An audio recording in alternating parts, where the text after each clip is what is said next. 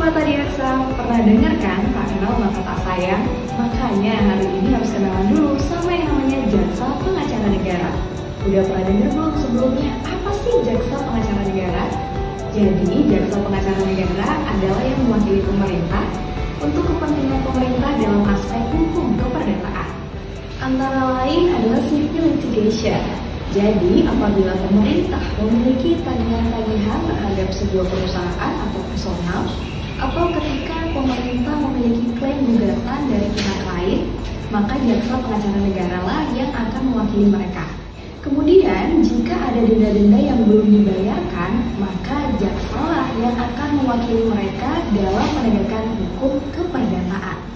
For your information, penegakan hukum atau law enforcement ada dua macam, yaitu penegakan hukum dari sisi pidana atau penal dan sisi perdata. Nah, Sobat Adiaksa, kedua instrumen hukum tadi itu yang dimiliki oleh negara. Dan dalam hal mewakili bidang keperdataan, namanya adalah jaksa pengacara negara. Untuk bidang tata usaha negara, dalam persidangan Mahkamah Konstitusi, jaksa pengacara negara mewakili presiden atau pemerintah dalam uji material jika ada peraturan perundang-undangan yang digugat untuk dibatalkan, dan mewakili pemerintah dalam Mahkamah Agung. Sobat Adiaksa, itu tadi pengertian dari jaksa pengacara negara. Masih penasaran hal lainnya dong? Sebentar lagi bakal dibahas tentang wewenang jaksa pengacara negara. Nah, jadi tadi itu mengenai perkenalan apa sih itu jaksa pengacara negara.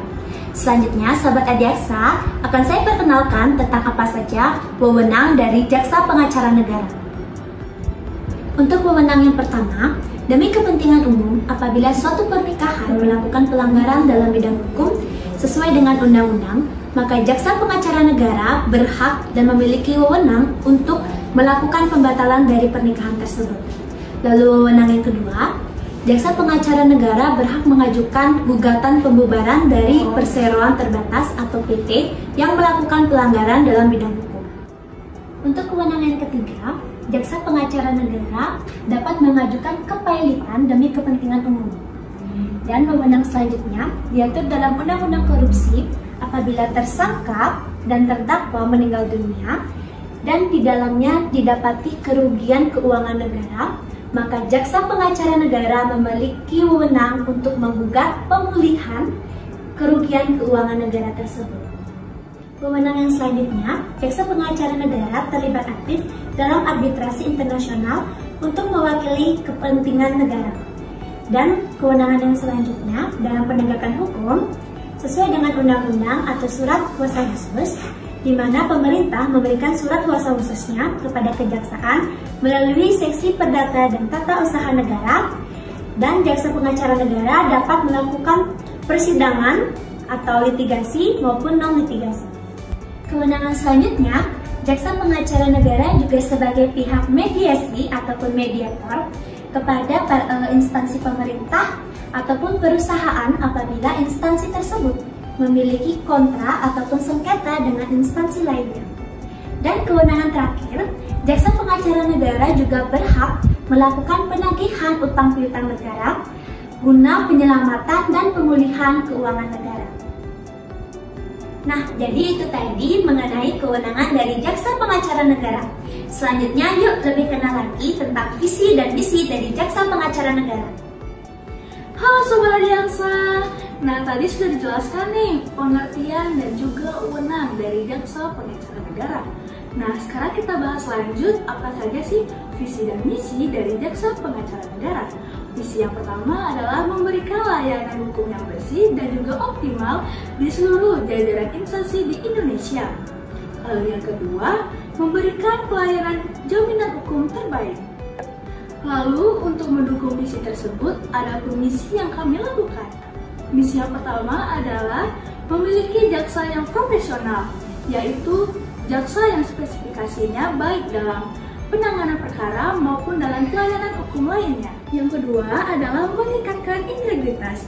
Sesuai visi yang ada di kejaksaan, melalui meningkatkan integritas, bahwa jaksa pengacara negara mampu bekerja secara bersih dan juga optimal. Nah, hal yang ketiga adalah memberikan mitigasi risiko hukum dalam pelayanan guna agar tidak terkena risiko hukum dalam kemudian harinya. Nah, Sobat Adiaksa, itu saja visi dan misi dari Jaksa Pengacara Negara.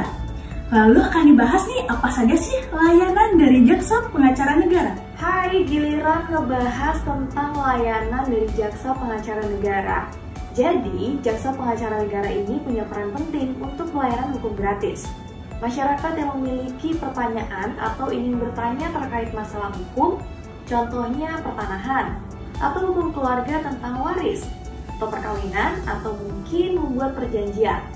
Tidak hanya itu, ternyata Jaksa Pengacara Negara juga memiliki aplikasi yang bisa di-download, namanya adalah Halo JPN. Nah, di dalam Halo JPN terdapat 3 pelayanan hukum gratis. Yang pertama, perdata, kemudian tata usaha negara, dan yang terakhir adalah pertimbangan hukum. Pendapat hukum atau legal opinion dari Jaksa Pengacara Negara sudah ada aspek legalnya. Kemudian ditambah lagi dengan good governance dan dilengkapi dengan mitigasi resiko hukum. Sehingga nantinya legal opinion dari Jaksa Pengacara Negara sudah dikemas dengan proper dan juga aman untuk dilaksanakan, walaupun pendapat hukum ini sifatnya tidak mengikat. Nah, yang kedua itu adalah legal assistant atau pendampingan hukum, di mana pendampingan hukum ini paling banyak diminta oleh kementerian, BUMN, sampai BUMD dalam pelaksanaan barang dan jasa, kemudian penyusunan kontrak atau kontrak drafting, dan berikutnya adalah penyusunan peraturan kebijakan atau legal drafting, di mana Jaksa Pengacara Negara di sini tugasnya adalah supaya kebijakan ini tidak patah jika digugat di pengadilan. Jadi, Jaksa Pengacara Negara ini memprotek dari sisi hukumnya. Dan yang cukup populer adalah mediasi. Ini adalah alternative dispute resolution. Dan ini merupakan win-win solution. Jadi, jika ada keraguan-raguan bisa langsung ke instansi terkait. Sehingga keputusan yang dibuat itu akan safe gitu ya buat mereka yang bersengketa. Nah, tidak harus ke pengadilan, tidak perlu biaya mahal, jadi bisa diselesaikan dengan kami saja. Ketiga adalah legal audit. Jadi, jika ada transaksi yang terjadi tapi ada keraguan-raguan terkait dengan kontrak tersebut, maka kemudian Jaksa Pengacara Negara akan mengaudit sejauh mana sih proses itu proper. Jadi itulah yang biasa disebut dengan legal audit. Yang paling banyak ditangani oleh Jaksa Pengacara Negara adalah legal assistant, di mana legal assistant ini biasanya prosesnya hanya selama 6 bulan saja. Sobat Adiaksa, itu tadi penjelasan tentang Jaksa Pengacara Negara, mulai dari pengertian, wewenang, visi misi, sampai layanan yang diberikan. Jadi mulai sekarang jangan pernah takut lagi untuk bertanya tentang masalah hukum kepada kejaksaan, karena kejaksaan adalah sahabat masyarakat.